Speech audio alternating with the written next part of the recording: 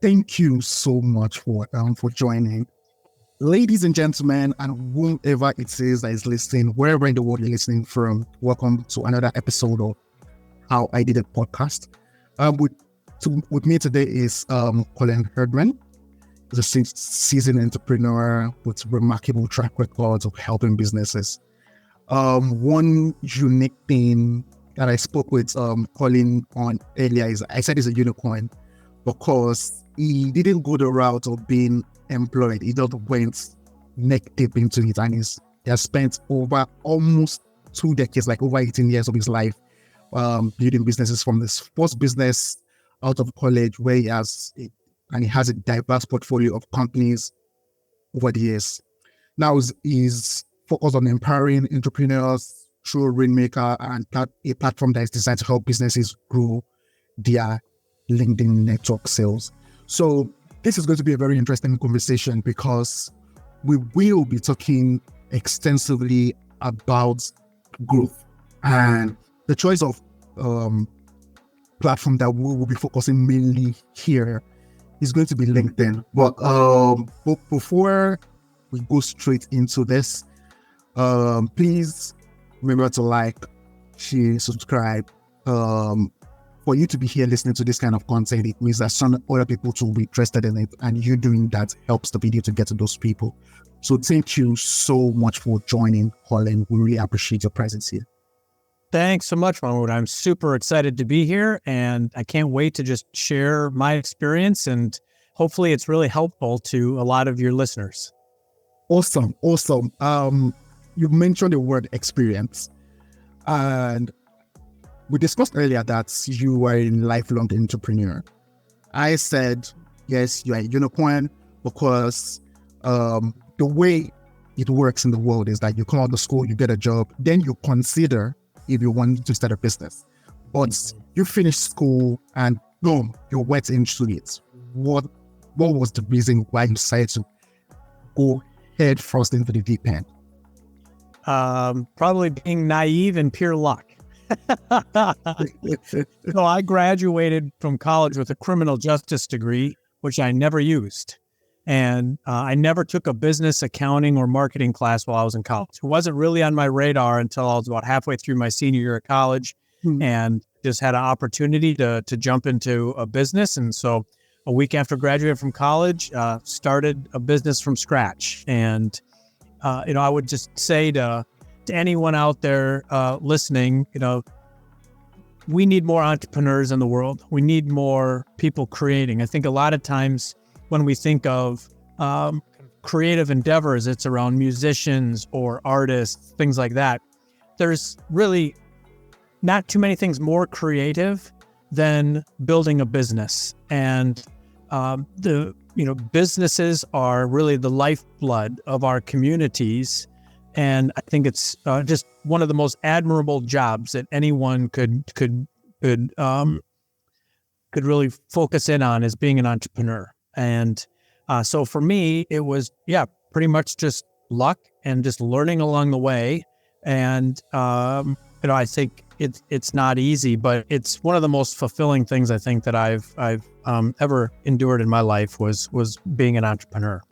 So that first company I started, I'm going almost, on 3 decades now of being an entrepreneur.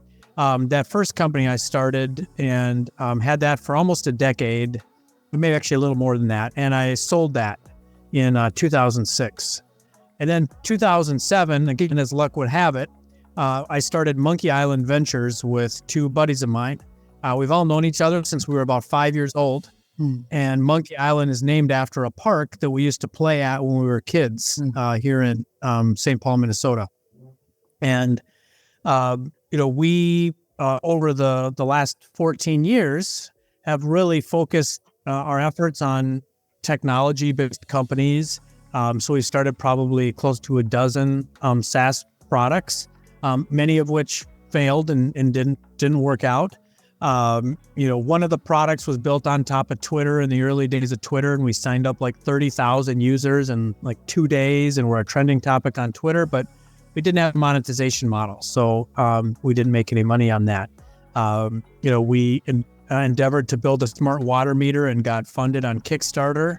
But then realized after we brought it to market that there really isn't a market for a smart water meter the way that we had hoped. 9 years ago, we started a digital marketing company called Agurian. And about 6 years ago, we started a software development company called Cloudburst. And so those are two service-based companies.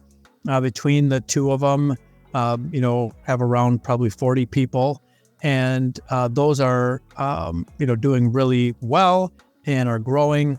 And about 6 months ago is when I started getting into Rainmaker. And I can talk a little bit about the history of LinkedIn and kind of my usage of it over the last 5 or 6 years and what kind of led into Rainmaker. But, in terms of, going into business with my two business partners who, again, like we've known each other since we were about 5 years old, I can say that being an entrepreneur and doing that with people that you just can innately trust is a really wonderful way to be an entrepreneur. There are going to be big highs and big lows, and having people that you can trust and share in those experiences with has been fantastic. And I really appreciate having business partners like that you can just kind of ride the highs and lows with. And we even came up with what are called the 5 F's, which are freedom, finances, family, friendship, and fun. And we've always abided by those 5 F's, and we've never put business ahead of our relationships and our families. And it's just been a wonderful experience. And again, something that I would really highly encourage any aspiring entrepreneurs is to try and find, one or two other people that you could go into business with that you could, really trust and, go on that journey together. Awesome. Thank you so much for taking us through your CV as it is. Oh, let me start from, because I have my other questions, but I want us to peel the onion on something you said. The reality is that there's this concept of solo entrepreneur, where he's a solo entrepreneur, he gets things done, and there's this thing that they throw around very much in current generation, that self-made and things like that. But in reality, setting up a winning business or a winning product requires you to be able to work with people. And one of the things that you might need is good partnership, and people call them co-founders. So what are those qualities that you would say that these are 3, 4 qualities that you've found consistent with all the partners that you've had successful or fruitful business dealing with? Obviously, you guys came up with the framework that you mentioned earlier, but aside the framework that you've come up with, that's the framework that allows you guys to work effectively. What are those characteristics that you've noticed among these people that makes you feel, okay, once you have these 2, 3 characteristics, I think you would have somebody that is good to work with? Yeah, no, it's a great question. So, number one, the foundation for any successful relationship is trust. So you need to have people that are trustworthy, that you can have frank conversations with, that you can, distribute, activities and know that they're going to get done. People that are good for, for their word. And so, I think being trustworthy is probably number one. I think also just you have to also align on what's most important. So for me, my business partners, I think are both very, they have high empathy. They're able to, they have a high emotional intelligence, and that's important to us. I think, making money is important. You need to generate revenue, and you have to generate profit. That's, what the purpose of the business is. So I think the other aspect of of building a business is a good work ethic, and not to the point where you're trying to force each other into like 80 plus hour weeks or anything like that, but just a good work ethic that you're putting in the time necessary to build the business. So I think you can make businesses successful in a variety of different ways. You could go into business with people where you're not best friends. I think alignment matters more than anything else. And so if you're going to be, burning the midnight oil and you're going to each be working 12 hours a day, 6 days a week, but you're both on board for that, fine. So I think alignment really, really matters. And being open and honest with each other about what it is you want out of the business and what you are expecting to put into it, having those frank conversations would be really, really important. Okay, so essentially, alignment and trust. Trusting, you're searching for somebody, but how would you know? Because I know trust is very important. Mm-hmm. How would you know that I can trust this person in this next move that I want to make? And I'm talking about, because there's this the concept is that trust is earned. Mm-hmm. So how would you be able to give people the opportunity for them to earn your trust in the first place, if you're looking for a partner? Yeah, no, it's a great question, and you don't know until you start working together. I mean, I think that's why, depending on the complexity of what it is you're building, that's why there's legal agreements a lot of times that need to be put in place. So I certainly have legal agreements with my business partners, but we didn't have them right away because we'd had already known each other for a really few decades, right? So I think that level of risk of what you're open to, if you meet someone like at some kind of a tech startup event and the two of you kind of hit it off, you want to do something together, fine. There's nothing wrong with that, but you're going to have to learn about each other, learn how well you work together over time. And then depending on, how serious the business becomes, then you're going to have those conversations around putting in, legal agreements for protection, which you should do anyway. Like, that's just a good component of diligence. But, if you don't know the person already, then you're going to just, like you said, trust is earned. You're going to have to demonstrate that each and every day in how you work together.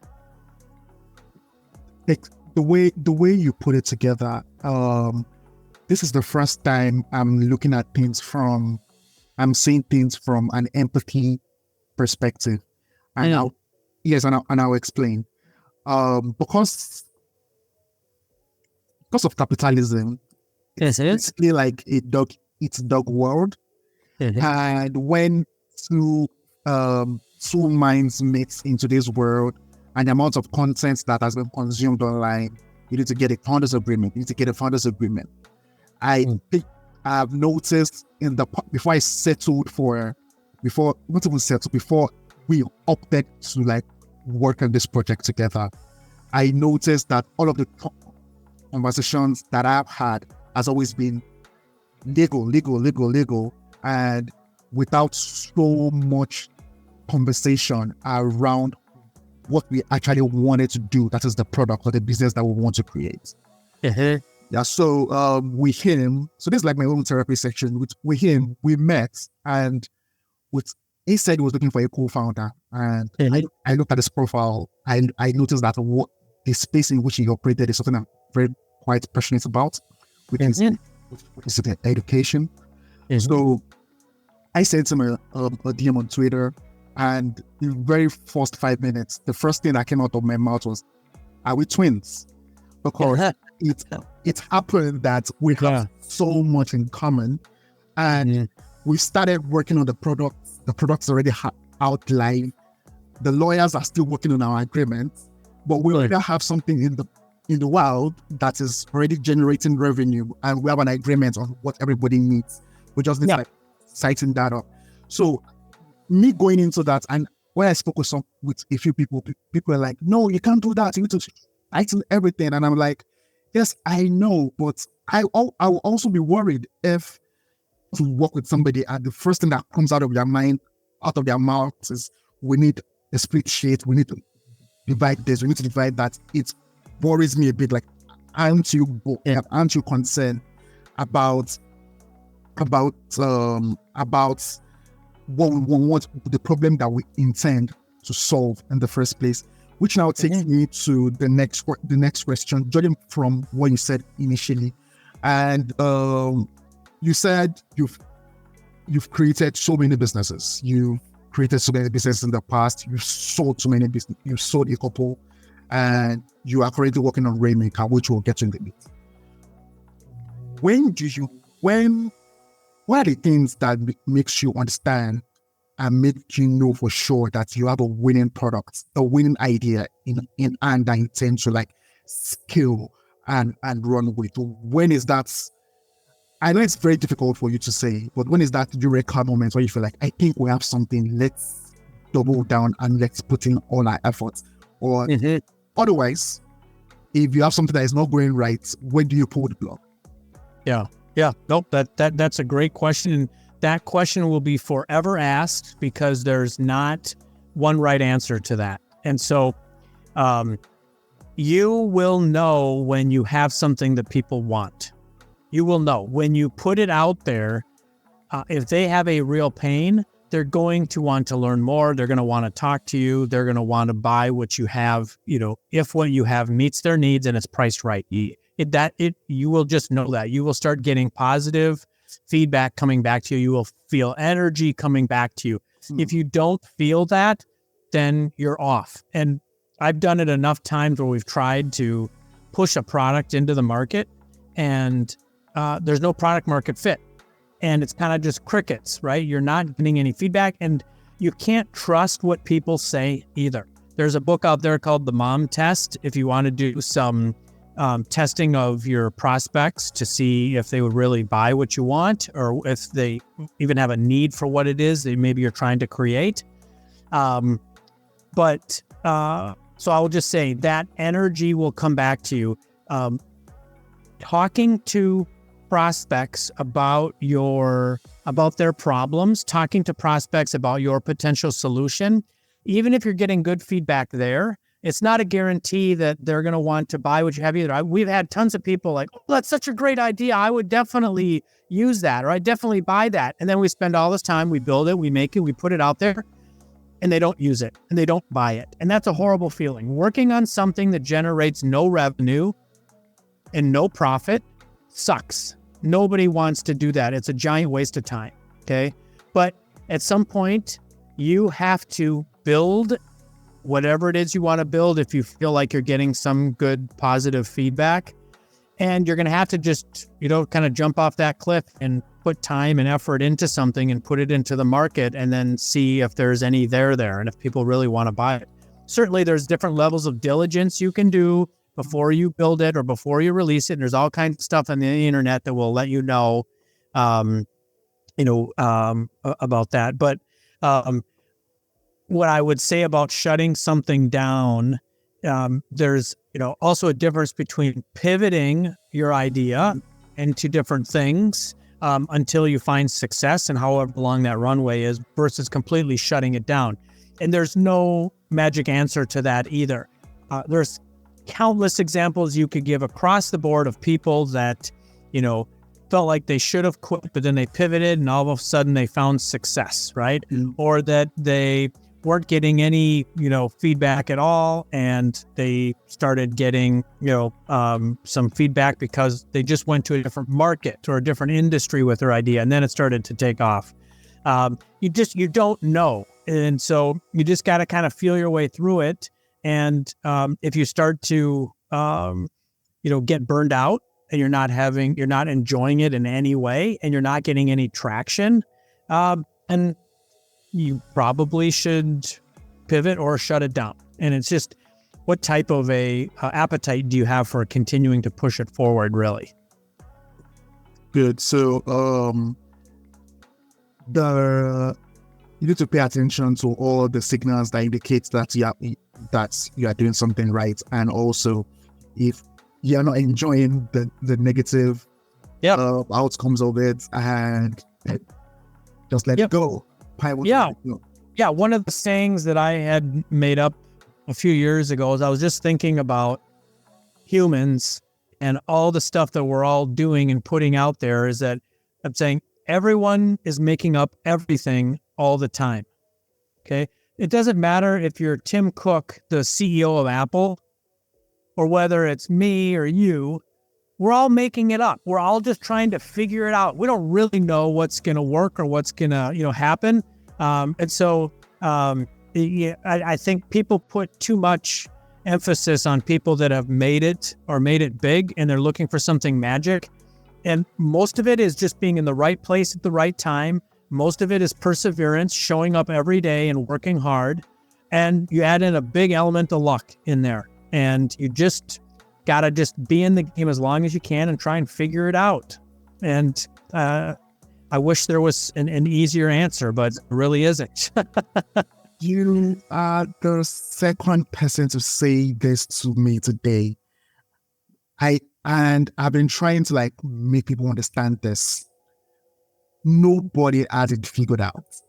It's very weird. I have a cousin that reached out to me for mentorship, and obviously there's this huge age gap between us.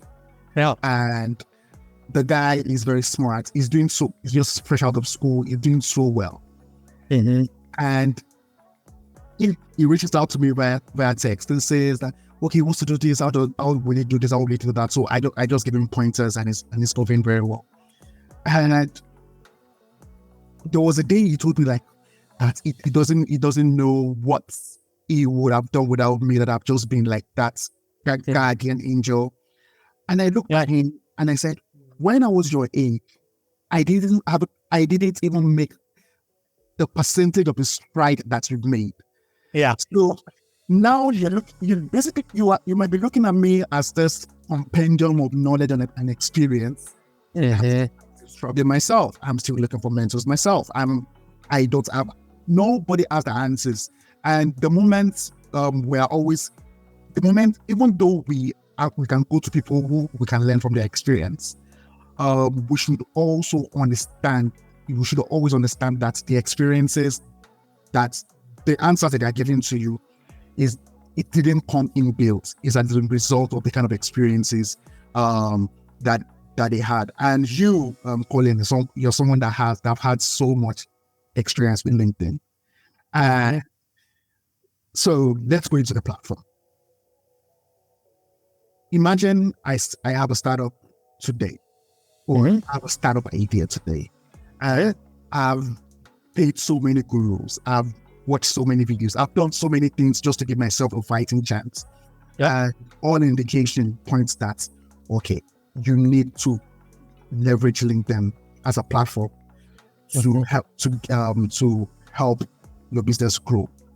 Where do I start from? Yeah. No, it's a great question. And so really quick, I've been doing LinkedIn kind of growth hacking for 5 or 6 years now. And I got really, really good at it.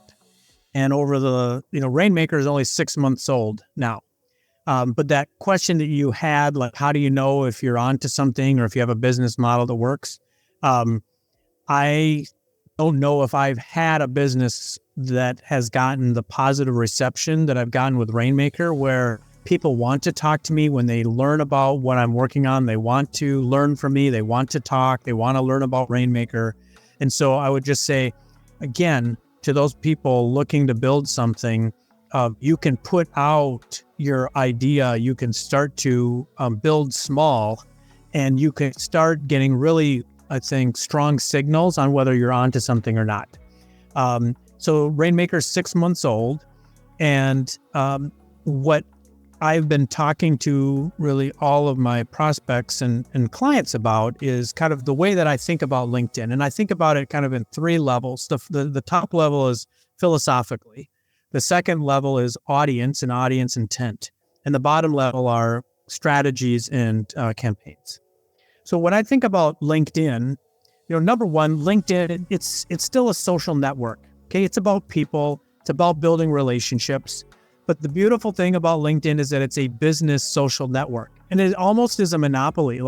There's all these other regular social networks, right? Snapchat and TikTok and, Facebook and Insta and all these other ones.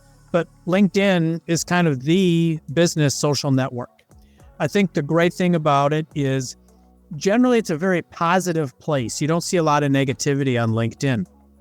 And so when I think about LinkedIn, when you're on it, number one, you have to be authentic and you have to be genuine to who you are. You also have to be authentic in how you represent your brand. And I think regardless of whether you're communicating, on behalf of yourself or your brand, you want to do it in a conversational tone, like you and I are talking now, right? That's what people want. If you're, overly professional, you might come across as too salesy, right? So you want to be professional, but conversational in tone. The other thing is you need to approach LinkedIn with an educational and an experimentation mindset. Okay. Number one, no one wants to be sold on LinkedIn. So if you're approaching LinkedIn to just try and sell people what it is that you have, it's not going to work.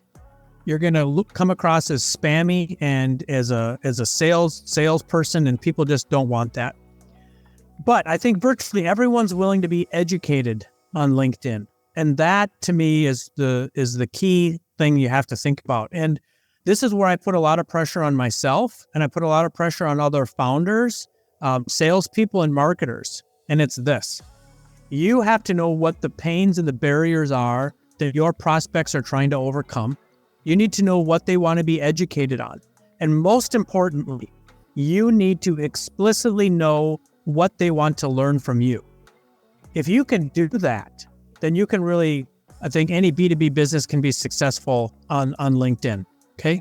So my philosophy is being authentic and genuine, coming with an educational and an experimentation mindset, and then figuring out, knowing what it is that your prospects want to learn from you, okay? So the second level underneath that is around audience, okay? I build audiences for myself and clients using Sales Navigator, which is a LinkedIn sales product, and it's a great product. But one of the things I've been thinking about the last few months is around audience intent. Okay, so how do I find people that are maybe further down the purchase path? So one of the ways that I do it is with LinkedIn events.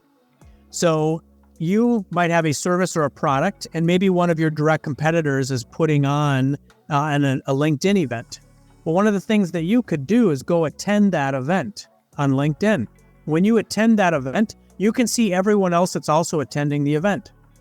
So what you could do is take a look at that audience, and maybe you want to pull out of that audience everybody that's a founder that's located in Minnesota, right? Or a founder that's located in the UK or whatever.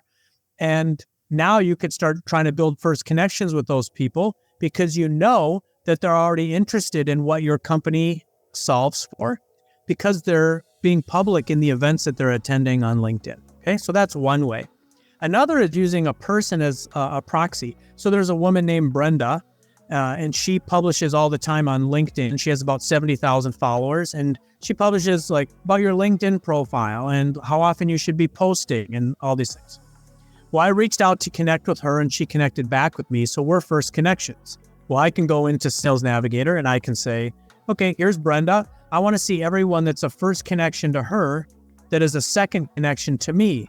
That's also like a founder or a business coach or a sales executive that's located in Minnesota or located in the UK, right? And I could actually build an audience of people that I think would be interested in Rainmaker because I know they're following her because they want to learn how to grow on LinkedIn. Well, they might be good people for me to approach and build a relationship with around Rainmaker. Okay, so those are a couple examples of how you can start digging into audience intent with people that are on LinkedIn. Okay, so we've talked about kind of philosophy, we've talked about audience, and then there's that final layer, which are campaigns and strategies. So what I do for myself and all my clients is once we identify these audiences, we'll do outreach campaigns. So we reach out to 25 people a day, Monday through Friday during normal working hours. So 125 people a week, 500 people a month. And across all my clients and myself, we're getting between a 15 and a 45% connection rate back. If someone doesn't connect within 30 days, then we'll rescind the invite, right? Take the invite back. Then there's a 3-week period of time where you can't re-invite that person to connect. But then what we're doing is we're kind of building out these pools of people we could reach back out to at a later date to try and invite them to connect again. So again, everything one quick thing.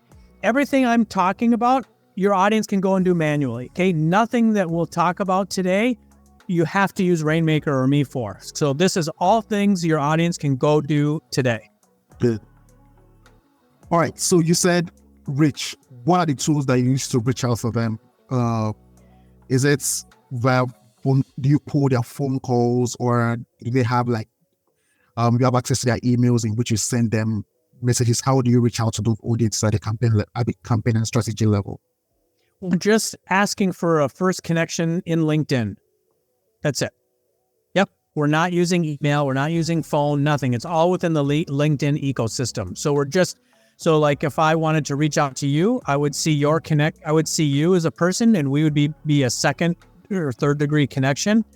I would just press the connect button to connect with you. And then you'd get a notification that Colin Herman has asked you to connect. And then you can decide, whether you'd want to connect back with me or not. Okay. So those three stages that you talked about. So is there, I understand from my own understanding of how things oftentimes work, there are times where things are meant to go linearly, where you understand the philosophy of how you want things to work, you understand the intent, and you created a campaign strategy. But in a situation whereby you are unable to now convince people, so what are the other things that you think are available that one can do to mitigate those kind of situations?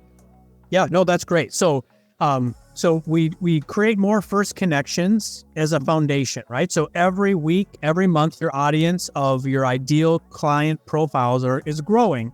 So you could continue to post more content on LinkedIn, right? That you think your audience would be interested in, right? So educational, informational content that they would appreciate. Now, back to the strategies that I run and that I use in Rainmaker. And again, anybody can go and do this manually if they want.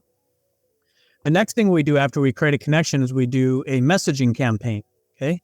Now that you're a first connection, you can send direct messages to these people. So after someone connects, and I'll use a client as an example, a day later, one of my clients owns a law firm, okay? And this law firm wants to break into the blockchain industry. And so he's connecting with other blockchain founders in the United States. After someone connects, he will send out a first message, and that first message, would say, "Hi, Colin. Thanks so much for connecting. I'm really passionate about the blockchain industry. I know you are as well. Look forward to seeing your content." Okay. So that first message, do not try and sell anything. Don't even try and help. Just thank them authentically for the connection. And going back to the philosophy of knowing knowing about your prospects and the pains, the barriers and all that. Well, he knows anybody that's in the blockchain space is very passionate about that space, right? It's a very passionate industry. And so when he talks about that in his message, that's going to resonate really well with these blockchain founders that he's connecting with. If they reply, then any other messages that we would be sending he's just interacting with that person through his LinkedIn inbox and taking that conversation wherever it goes. If they don't reply after that first message, then a second message goes out like a week later. And that message would say, "Hi, Colin. I find myself more and more writing about the intersection of law and blockchain, and I'm wondering if there's any topics you'd have interest in me writing about." And again, going back to understanding his prospects in the United States, the U.S. government is very convoluted and not clear about the decisions they're going to make on blockchain and what's legal and what isn't, and crypto and all that. And so it's a very big pain point for blockchain founders. So my client is getting a lot of these founders responding like, oh, could you write about this topic? Or do you have any insight on this law that may or may not pass? So just by those two messages that I've brought up, he is getting a really great response, and he's starting to build relationships with his audience, and he's even being seen as a thought leader with the way that he's doing his questions. So that's what I would say is when you get these first connections is you just want to interact with them in a very authentic way. And that's one of the other kind of foundational campaigns then is connecting with people. And then after you connect, start messaging with value. And some of those messages you could maybe send them something that you posted on your website that's very informational, or maybe a white paper that you've written, or maybe there's a piece of third-party content created by someone that you think that they would enjoy, or maybe you're going to host some kind of an event, right? Those are all different things you could start providing back to someone. And so there's another book, it's called The Go-Giver, and it's the go-giver mindset is you're giving to someone and not expecting anything in return. You're just trying to help them out. Kind of like the way you do your podcast and why I'm on your podcast, right? We want to help your listeners think about entrepreneurship and think about LinkedIn. Okay, good. Thank you so much. One question came to mind, and it's the part of, I think we've gone so much past time. So it's the part of branding. Now, I actually want you to be very honest with your experience here. Some people believe that approaching marketing in 2024 on social media to get sales leads is through the brand page, where you probably have a brand speak, and the brand is pushing out educational, in entertaining, educational piece of content to help the audience. And some people believe that driving the same growth through personal pages, maybe the founders, the thought leaders within the business. Based off of your experience, what part of it have you noticed has driven the most significant impact from your own experience? And specifically on LinkedIn, personal versus company. Yeah. Yes. So at the end of the day, like I said, LinkedIn is it's a social network. It's about people. And LinkedIn the algorithm is going to more generally favor posts by people because it wants people interacting with each other. For me, I spend most of my time through my LinkedIn profile, not through my company page. And but there are brands certainly that are getting big enough that they're kind of their own personality and they have lots of followers, and that's great. But you kind of need to work your way up to that. And there's also a lot of functions that aren't available for companies, and they're only available for your personal profile. So the one thing that I would say, the one strategy that I think is the best strategy you can do on LinkedIn are LinkedIn live streams. And the thing about LinkedIn live streams is that LinkedIn wants to push more live stream content. It wants people on the platform. And you can build a LinkedIn live stream from your personal profile or through your company page. But the only way that you can really promote it and invite people to the event is your first connections to you as an individual. So individuals are the only ones that can invite people to a live stream, but the live stream can be built off the company page or off of your own personal page. So, but the LinkedIn live streams are great. And I'll tell you, especially for anybody that's doing a business where they're selling their services or their products to another business, is that people click the attend button if they want to attend your live stream. And when someone clicks the attend button, you know who they are. And the other great thing about it is that when they click attend, they're also saying to you, really, that I trust Colin, I trust Rainmaker, I want to attend this live stream. And then when I'm done with the live stream on LinkedIn, I follow up with all the attendees and I'll say, Hi, Colin. Thanks so much for registering for the LinkedIn live stream that I led this morning. Not sure if you were able to make it or not, but in case you missed it, here's a link to the recording. And it just goes back to the event page on LinkedIn because the live streams get saved as a recording. And then instead, I'll say, if you ever want to chat about LinkedIn strategy, feel free to use the link below. And then I give them my Calendly, right? And so for any B2B business, those meetings are really the lifeblood of your business. You have to have those meetings. And if you look at the process that I just talked about, where you're identifying an audience, identifying a topic, you're building out your live stream, you're getting people to click the attend button, and then you're sending them your Calendly, and then they're booking meetings with you to want to learn more. That's a wonderful process that is helping you build out real leads, and generating revenue from the leads after you have those meetings. So I would highly encourage your audience, as they are thinking about, building a business or scaling a business, to look at LinkedIn and LinkedIn live streams as a way to put out topics in front of your audience and see if they resonate with that and will actually click the attend button or not. Wow. So thank you so much for that. Because you're not only speaking to my audience, you're actually speaking to me as well. Yeah. Because we've been trying to think of how to best leverage LinkedIn as a platform beyond the way that we're currently using it. What we did this week was that we created a couple of threads on Twitter, and so we stopped with creating that kind of engagement piece on Twitter, and people have been receiving it well. So I just felt, okay, we've created these threads. Let me just put one of those threads on LinkedIn and see how well it goes. And I posted one of them, and because it was it provided so much information. Twitter, you can't waste so many words. It puts so much in a short span of 8 threads. So we did that and put it on LinkedIn, and it has been gathering organic impressions. I know it's not the biggest of impressions that I've seen, but but for every impression that you see on LinkedIn, it means something, because I run ads on LinkedIn and I know how much I buy a thousand impressions on LinkedIn. So even if it's just 400, 300, that's 300 people have viewed it for more than 3 seconds. So that's the way I look at it. So aside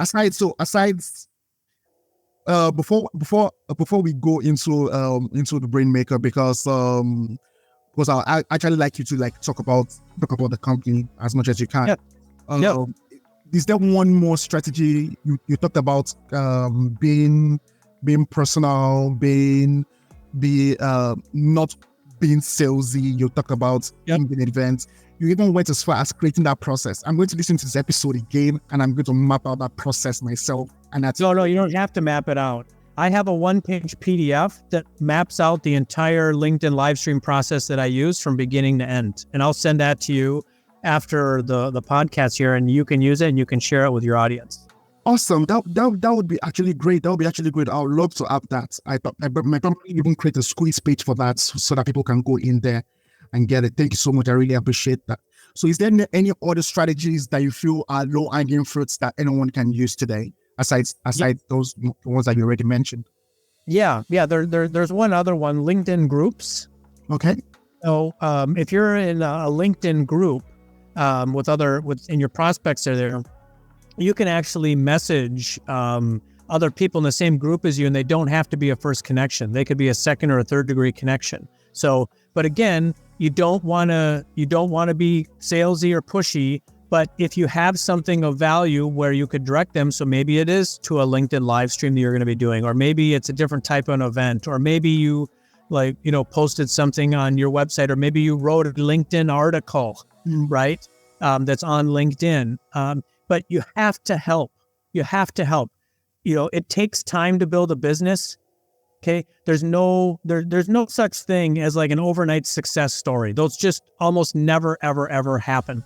You use the term unicorn with me, and that's true, and just being lucky to just have started businesses, my whole life. But it took a lot of work to find any success. Nothing is easy. So don't approach LinkedIn thinking you're going to, strike gold. It takes time, it takes effort, but if you go into it and you're truly trying to help out your prospects, and you can help them out in ways where they can, buy your products or services, then you really will have something.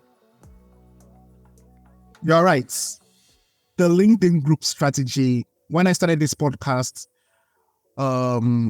my first guest in January was via this exact same strategy. So then I had no idea that there was Podmatch.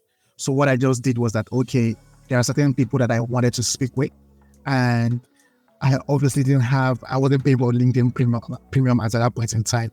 So I checked them out. I looked for the group that they were part of. I went to those groups, joined those groups, and I messaged them. So that was how I was able to get like the very first 5 guests that I got on this podcast early this year. So it actually worked. So he said it, and I've confirmed it. Thank you so much. Rainmaker. Let's talk about Rainmaker. Yeah. So I love Rainmaker as a model because I'm very, very transparent. Almost nothing I do happens outside of my client's LinkedIn account. So everything we talked about are all things people can go do themselves. Clients are hiring me for strategy, which I'm happy to share for free, like I'm doing on your podcast here. And then for automation, just kind of automating out the best practices of what you should be doing. And ultimately, I'm just saving a lot of time in helping someone scale their activities on LinkedIn. And then, the model itself, I've set it up as like a white glove SaaS almost. There's a pricing page right on the site. It's month to month. There's no contract. And so right now it's like, I think there's 2 plans, $199 a month or $499 a month, depending on, what kind of help you need. So, I love the model. It's simple, it's easy. And, really I'm just, helping my clients just get better results out of their LinkedIn. But I'm not a brand guy. Like I don't look at my clients' LinkedIn and tell them what they should be doing with their profile page. I don't talk to them about their organic posts. Like they have to be experts in their industry, for their business. They have to be the ones that are figuring out the pain points to address with their clients. I will help them scale out strategies, but they're the ones that need to really understand their business and their customers and their prospects. But an experimentation mindset that I talked about at the beginning, we'll use that. We'll figure out, test different kinds of messages. We'll test different kinds of strategies. We'll test different ways of reaching out to the audience and engaging the audience.